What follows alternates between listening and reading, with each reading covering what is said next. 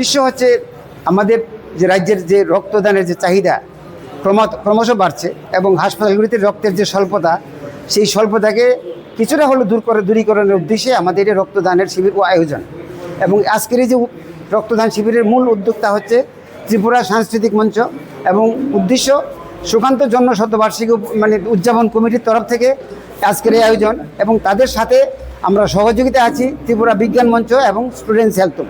এই রক্তদান শিবিরের মধ্যে দিয়ে আমাদের জিবি হাসপাতাল বা বিভিন্ন হাসপাতালগুলি, আইজিএম হাসপাতাল যেখানে রক্তর স্বল্পতা আছে, সেই স্বল্পতাকে দূরীকরণে যাতে করে মানুষের সব দিক সার্বিক মঙ্গল উপকার হয় এবং রক্তদানে মানুষের জীবন রক্ষা হয়, সেই জীবন রক্ষা করার জন্যই আমাদের এই উদ্যোগ।